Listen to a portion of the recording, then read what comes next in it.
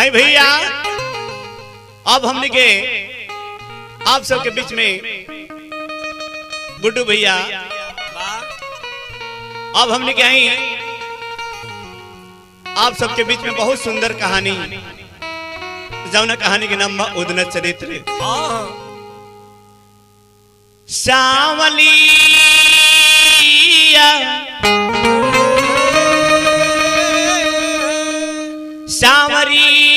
सांवरिया मोर राम जी हो राम।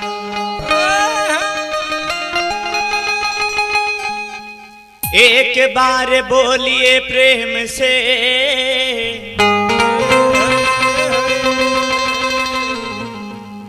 मुरली मनोहर घनश्याम की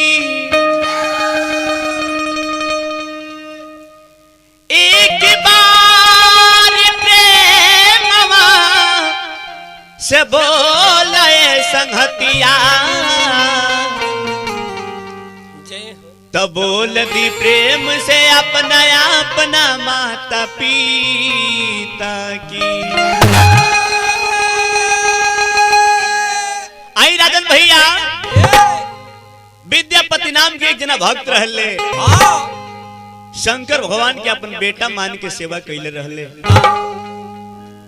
शंकर भगवान के अपन बेटा कहले कि तू ही हमरा खातिर बेटा बाप महतारी सब तू ही बाड़ो। विद्यापति के काम रहे कि बढ़िया से बढ़िया कविता बना के भगवान के दरबार में बैठ के अब बड़ा प्रेम से सुनावस। दो प्राणी रहे ले को संतान ना रहे। बाबा की खाली यह काम रहे कि बढ़िया से बढ़िया कविता बना के सुनावस। पटीदार लोग सोचल कि देखना ये हमनी के रहते ही सारा जजात को पत्थर के मूर्ति के सामने बाबा लिख दहले आई कविता बना के भगवान के काहे के सुनावत रे। लागल लोग पटीदार लूट पाट के खाए लेकिन विद्यापति के काम रहे कि बढ़िया से बढ़िया कविता बना के सुनावस। कहले कि हम केकरा से अपन दुश्मनी मोल ली अब ई सब जौन करे के बात तहन तू ही करब हे भोलेनाथ। धीरे धीरे दिन बीते लागल। बाबा के काम क्या रहे कि बाबा के काम बाटे कविता बनावे के। बाबा के काम बाटे कविता बनावे के।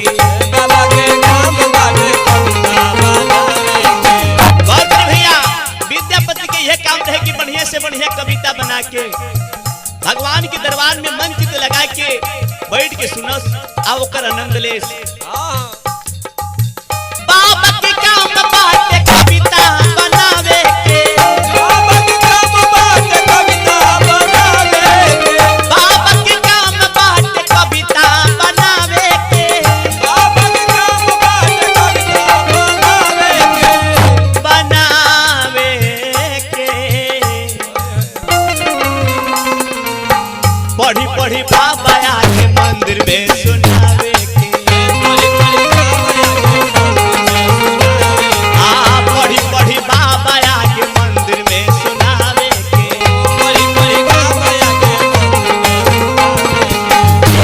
भैया टावर ब्रेक मारो ए घड़ी जमाना यही के बा बढ़ले बा यह तब तक यह पार्वती मैया भगवान भोलेनाथ से कहले कि हे नाथ जब रौरा अपना ध्यान में लगिले तो कई हजार वर्ष बीत जलाई पर ध्यान ना दिले। ये तो बात सही है कि ऋषि लोग के कोई कोई हजार वर्ष बीत जलाई पर भगवान दयाल ध्यान ना दिले। पार्वती मैया कहले कि हे भगवान जब रौरा के अपन बेटा मनले बड़े तो रौर बाप बनल फर्ज बा। पार्वती मैया ओ भोलेनाथ से कहत तरी बबुआ आरी बेटा माने आरी सेवा रे कइले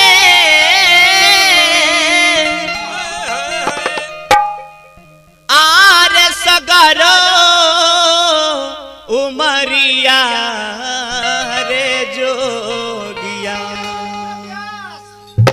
राजन भैया, ई राजन भैया के हमारा फेवरेट बिगुली लय हो, यही पर बहुत ही मानने ले, भगवान से बड़ा प्रेम है इनका। आई हजारों हजार रुपया इनके तरफ से मिलल, हमारे तरफ से नमस्कार है, उनके आशीर्वाद की दरकार रही। हरि बेटा मान सेवार कैले सगरो मरिया रे जोगिया। पार्वती में एक मैया कहली कि हे भगवान अके हुलौ के ना कगरिया रे जोगिया।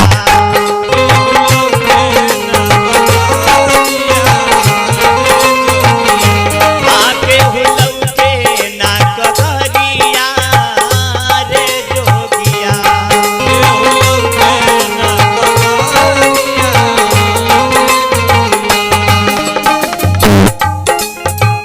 बेटा मान सेवा कैले सगरो मरिया रे जोगिया।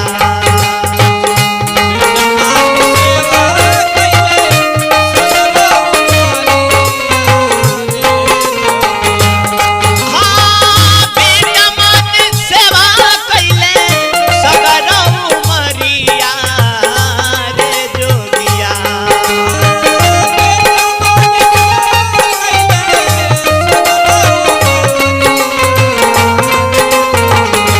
आके हुलौ के ना कगरिया रे जोगिया।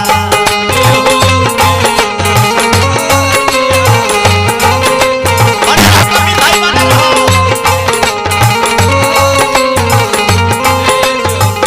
पार्वती मैया कहली कि हे बात अरे का दौड़ा तो भैया।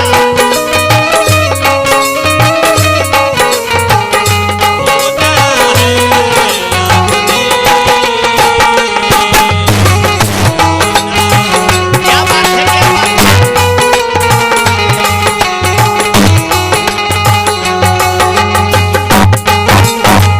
कगरिया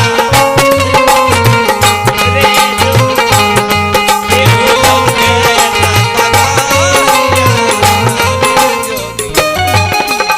पार्वती मैया कहली कि हे नाथ जाई जाई जाई जाई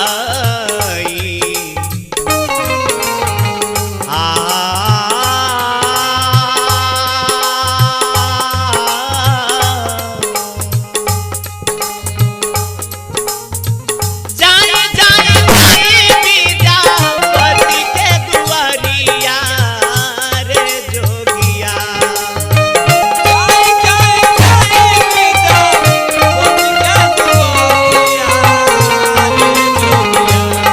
हो जाई जाई जाई विद्यापति के दुआरिया रे जोगिया।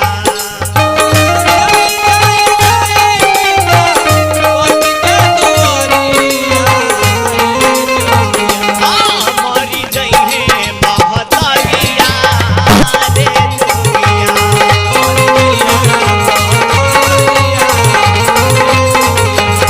मरी जइहे महतरिया रे जोगिया।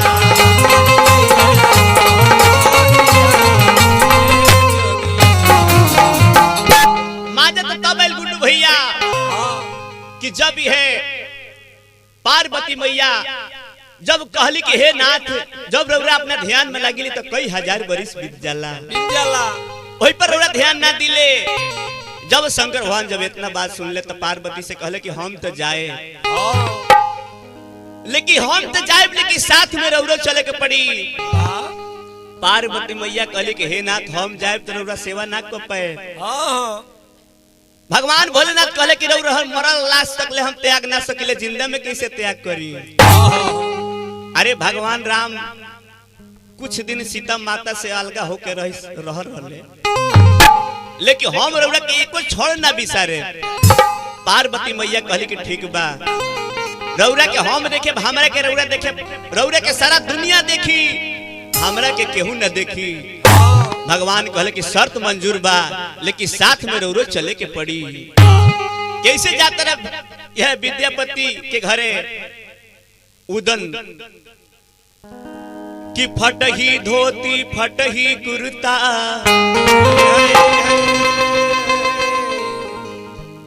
झोरी में डमरू लुकवा के 13 साल के भोला बाबा लड़का बन गई ले आके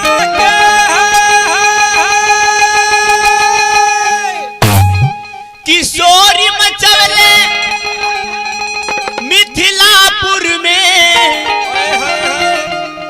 डमरू धुन पर गा गा के कि नौकर के हूँ हमारा के राखी टहल करब खाली खाके 13 साल के भगवान के रूप हो गई और वही रूप में लगले मठिया में पूरा गांव में घूमे कहले कि भाई केहू नौकर राखी हमरा के लोग कहे कि बाबू तहार घर कहाँ हो तो हमार घर कहीं नहीं के कहीं जाके श्मशान में सुत रही ले लोग पूछे कि बाबू तारा बाप के क्या नाम हो तो होश में नहीं तब से आज ले बाप के नौवे न जननी लोग सोचे कि लवारिस वाला लड़का बिना तनखा के रही जाई आ कहियो सुध या मुर जोर के लेके फरार हो जाई ऐसे सब के हुए इनके के मठिया सब के उनके के लवारिस कह के हटा देले रहे मठिया के कगरी अइले मठिया पर विद्यापति के नजर पड़ल दतुवन करत रहले पहला शब्द बाबा के मुंह से निकलल कि ए बेटा सुनबे है ने शंकर भगवान नेरा गईले आ कहले कि तहार नाम का हो भले बाबू तहार नाम का हो तब विद्यापति जब इतना बात पूछले कि तहार नाम का हो तब कहले शंकर भगवान कि हमार नाम है उदना विद्यापति कहले कि धन्य भाग की तहार नाम सुनते 6 महीना और दुआ अधिका बढ़ गई कहले मठिया पर घूमत फिरत आ जाइए बेटा तुहरा के देख के को याद आवता कि भगवान भोलेनाथ काहे ना एक हमरो के ऐसन संतान देहले जब इतना बात जब उदन सुन ले कहले बाबा हम जेकरा भी दुआरी गनी है सबके हमके लवारिस कह के हटा दियल हो आ तू यदि देख के रोवत रह त रहे हम तोहरे की हां भले भोजन बची त भोजन करेब लेकिन आ ना बची त ना करेब लेकिन रहे तोहरे की कि नाम तो हमरे उदना बाटे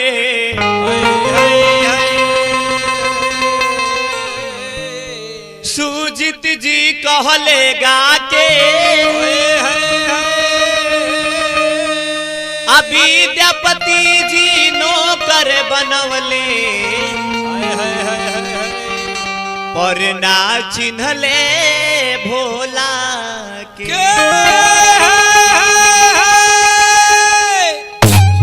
का किन्हू राजन भैया अब के युग में अपना बाप के सेवा करी है कैसे वो भगवान भोलेनाथ वो विद्यापति के सेवा करते रहे देखी हारी बाबा बाबा कहेला रे उदाना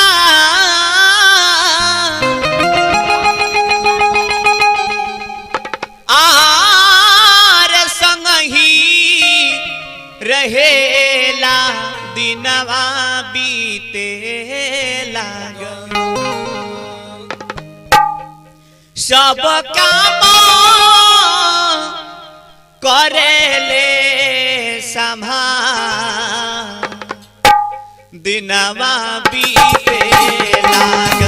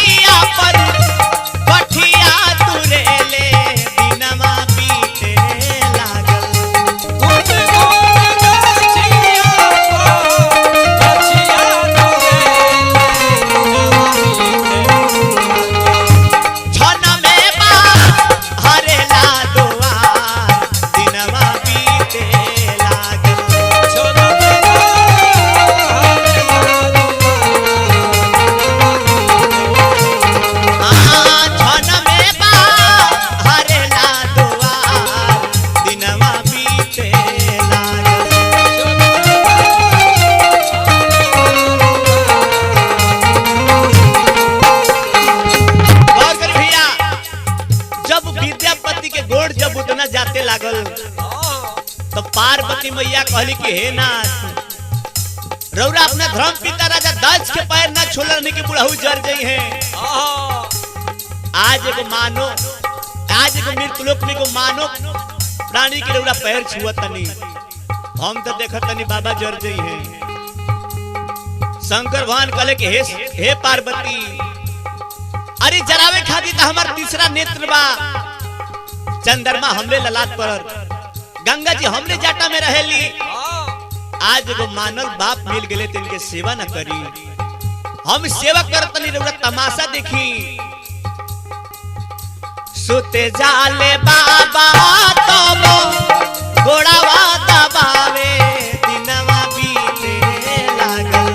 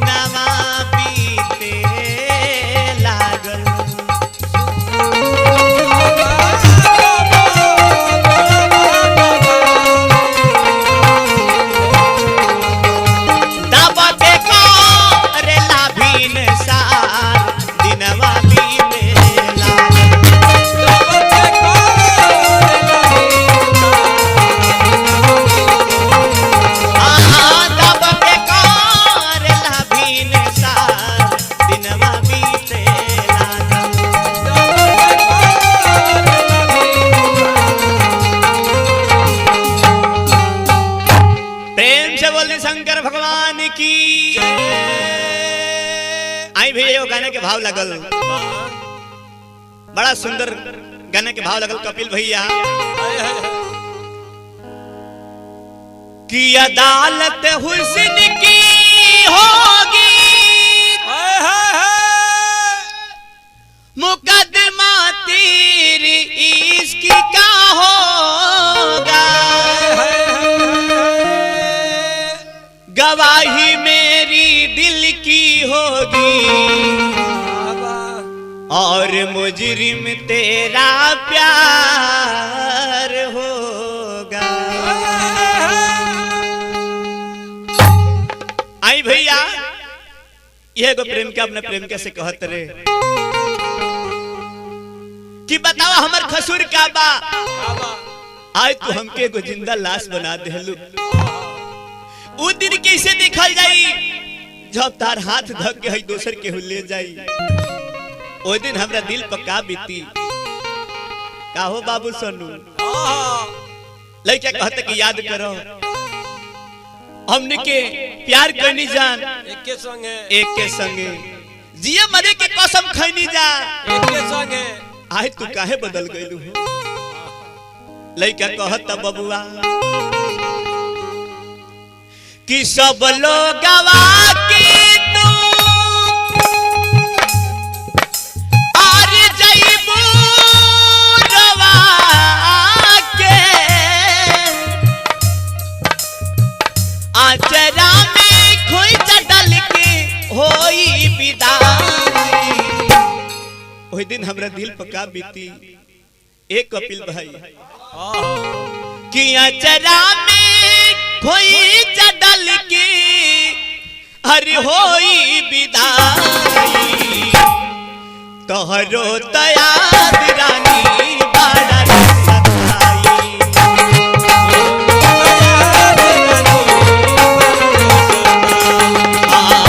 तोहरो तयाद रानी बड़ा रे सताई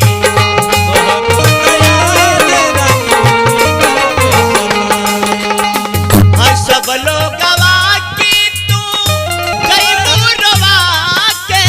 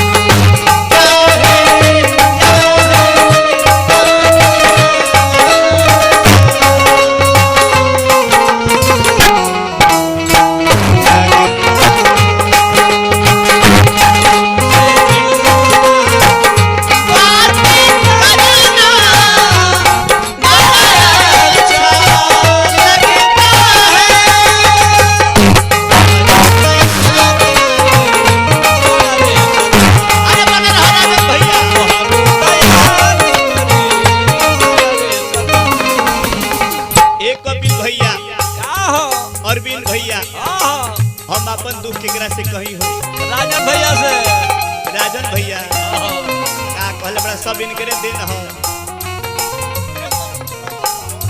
हाँ बढ़ले बा लड़के कहते कि बताओ ही तू ठीक ना कैलू ना कैलू बाकी तो अब ठीक न होता। अरे दिल गुजर रही तो तोके विसार देती गांगरानी का करे जइबो दिल्ली गुजर रही तो तोके विसार देती अपना चितवा से तोके उतार देती।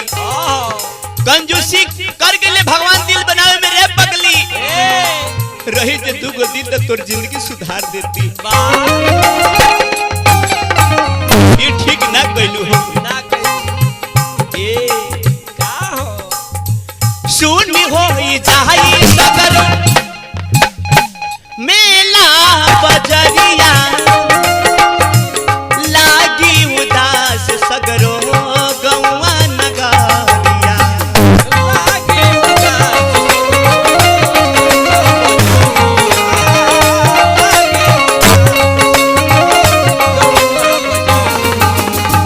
बताओ काहे ऐसा तू कर देलू हमरा काहे साथ काहे का कमी रहे हमरा में बताओ कार कमी रहे के ऐसा आज तो हमके को जिंदा लाश बना देलू। तोहरे प्यार में हई सनू हई पैड वाला हमके पागल कहता कहता कहेला कि सुजीतवा पागल हो आई पागल पागल कहता का कहबो ई सब इनके देन हो। हां सुनी हो जाई सगरो मेला बजरिया लागी उदास सगरो गौवा नगरिया लागे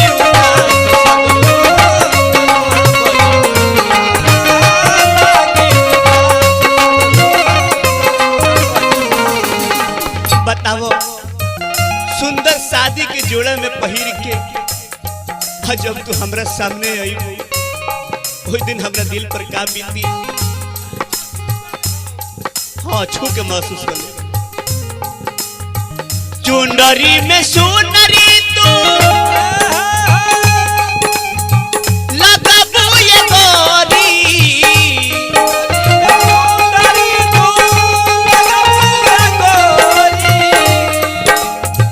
कुहकी कारी गजहिया आरी होई विदाई तोहरो तया रानी बादल सताई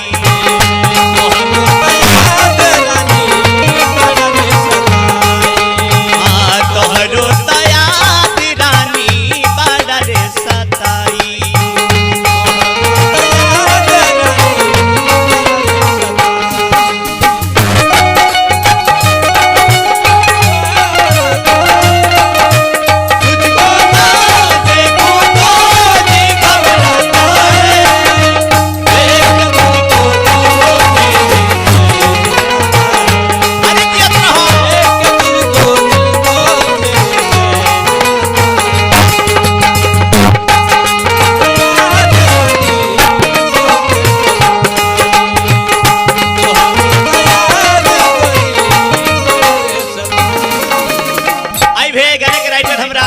आर्यन अनाड़ी जी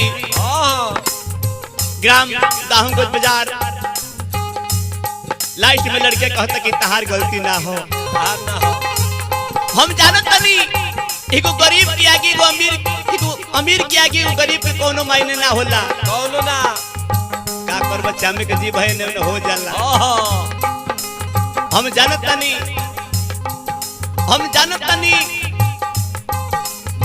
कि तू कपिल से प्यार करेलू कैसे कि अमीर बड़े हम इनके बाजरा बैठे ला नहीं खी लेकिन जा खुश रहो ये तू ठीक ना कैलू।